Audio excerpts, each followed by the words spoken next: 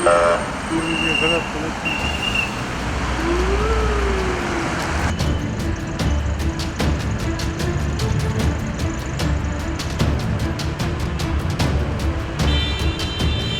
Милициянын кайгылуу кызматы Ош шаардык ички иштер башкармалыгы боюнча Бишкек шаарында бар. Мына алгачкы болуп Ош шаарында ачылып атат.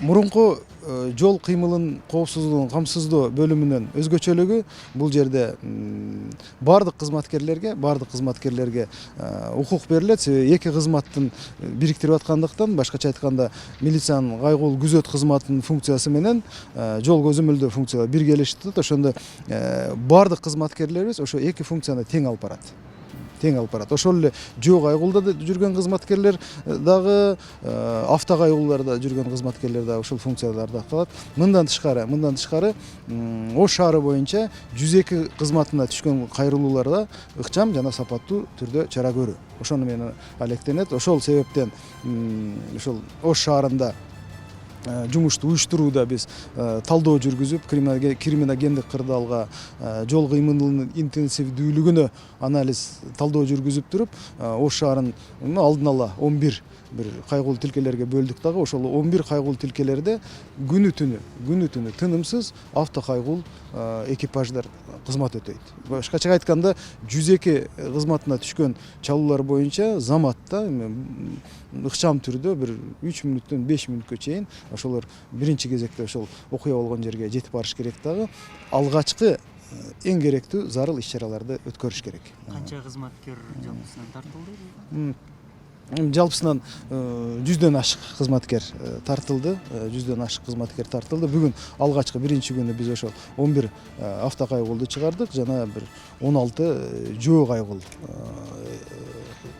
багыттарды жумушка чыгардык. Техникалык база боюнча азыр ошол керектүү болгон бардык автоунаа каражаттар, ошол патрулдук милициянын кайгылуу кызматынын ишмердүүлүгүнө керек болгон бардык автоунаа каражаттарды алдык. Керектүү атайын каражаттар, бир коргонуу каражаттар, экипировкаларды бардыгын бизге камсыздап берди. Биз ал менен толугу менен алдык.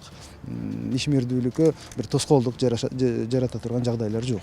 Ош шаарында жана 11 тилкеге коюлду деп атпайбы, ошо кайсы тилкелер мүмкүн болсо айтып кетесизби? Эми Ош шаарынын бардык эле тилкелери, мисалы үчүн ошол Юго-Восток, микрорайон Туран, микрорайон Амир Тимур, мына центральный, Фрунзенский деп коет, мына Ош шаарында Араванский, Шейиттөбө, Западный, Черемушка, Жапалак бардык жерлер камтылган. Эми негизинен бул баягы күч структурасын реформа катары, пилоттук долбоор катары ишке ашып атат. Анан ошол эле убакта милицияларга болгон ишеним калктын, анын ийгиликтүү мындай натыйжасы канчалык мындай таасирдүү, канчалык байкалат? Мен ойлойм, башынан биринчи күндөн баштап эле байкалыш керек. Себеби биздин кызматкерлер жолдо туруп, жезл менен автоунаа каражаттарын токтотпойт. Алар качан чара көрөт, качан бузууну көргөндө көрүп турат, автоунаа ээси мыйзамды бузуп атат, токтотуп чара көрө берет. Анан эми экинчи жагынан бир 60%дан көбү гражданский деп коет, жарандар тапшырып кызматка өттү, конкурстан өтүп, эми азыр ошол жумуштарын баштады. Бул деле өзүнүн бир жакшы жагын көрсөтсө керек деп эсептейм. Ошондо шаарда ГАИ жоюлуп, только патрулдук милиция гана калды, Ооба, мурунку жок, бириккен жок, ал структура жоюлат. Ош шаарында жол кыймылын коопсуздугун камсыздоо бөлүмүнүн кызматкерлери Ош шаарында немеде көчөлөрдө иштебейт. Бир гана биздин милиция кайгылуу кызматы иштейт.